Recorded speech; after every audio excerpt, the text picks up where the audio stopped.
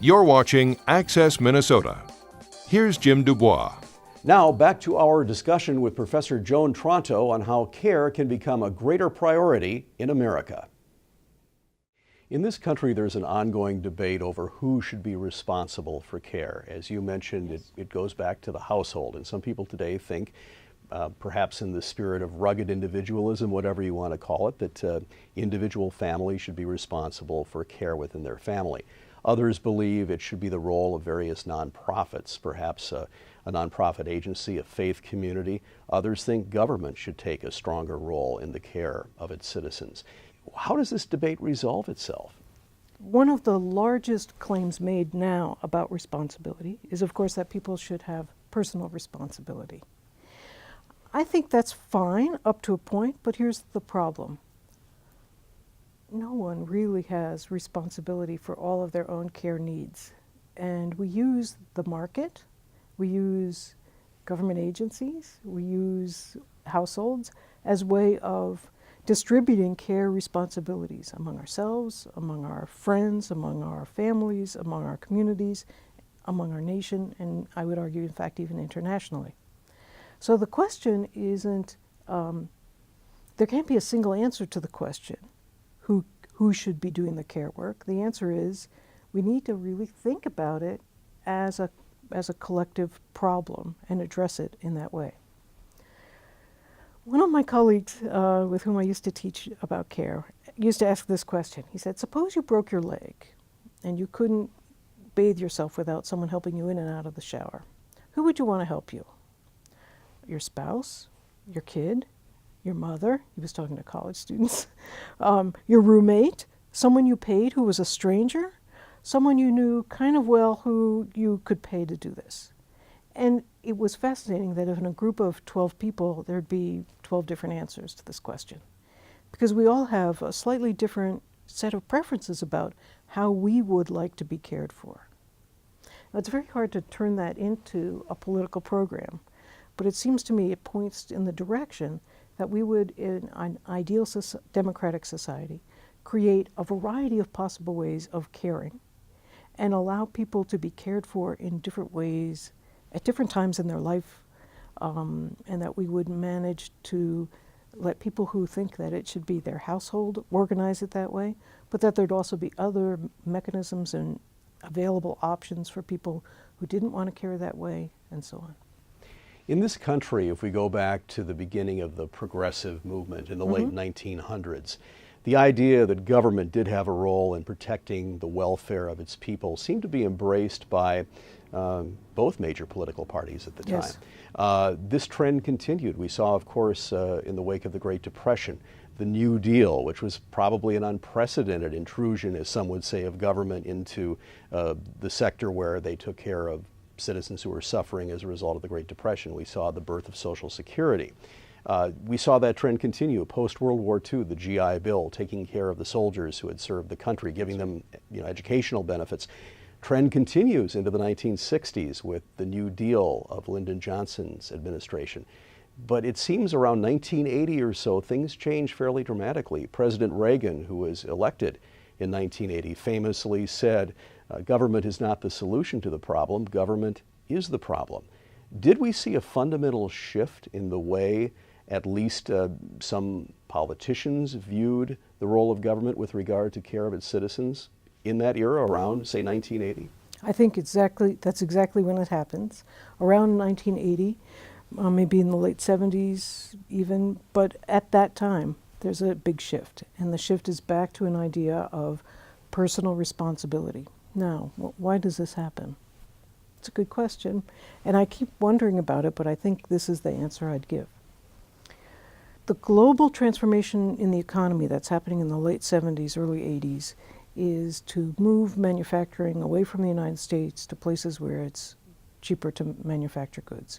And there's a large loss of manufacturing jobs. There's a large loss of the auto industry, just think of it, and its decline vis-a-vis foreign competitors.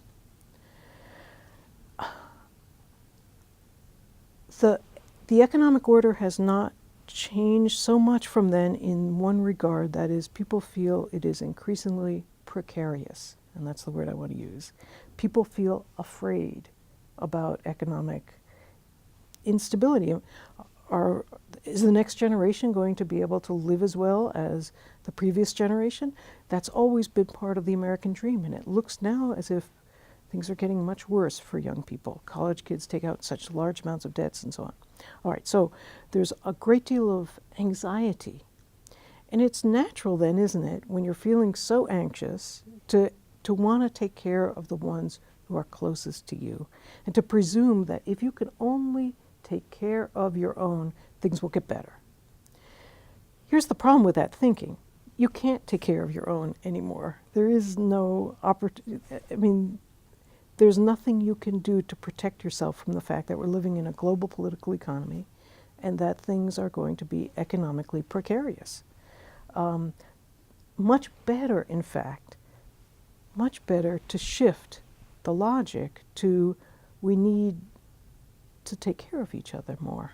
Because if we were taking care of each other more, then we'd be in a situation where people wouldn't feel as anxious. And when people aren't feeling as anxious, they can be more creative, they can be more solidaristic with others, they can trust one another more.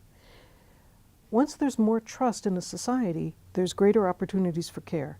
And historically, economists have shown that societies that spend to take care of each other do better in the end. Does it take a calamity or something of rather substantial proportions that puts people in distress for people perhaps to understand the need to care for others? Certain things come to mind. For example, during the Progressive era, it was the horrendous conditions in factories, child labor. There were flashpoints like that. In the 1930s, people saw suffering. They saw neighbors lose jobs, lose houses. Have we, because of our relative affluence in the last 40, 50 years or so, have we lost that ability to feel for others to some extent? Well, I think it's partly that we've lost our ability to feel for others. It's also partly we don't see it as much. We live in a fairly segregated society now, segregated not only by race, segregated not only by religion, but also segregated by class, so that people who are doing well economically don't see people who aren't doing well economically so much. They presume everyone in their community must be like them. It's a difficult problem to overcome. One of the proposals I make in the book that I think people will find controversial is I suggest that that all children, young adults, 18 to 20, should do 2 years of national service. And national service can be military service, but it could also be other kinds of service. Part of the reason I think that's so important is because we're living at a society now where it's very easy for people not to see others who aren't just like them.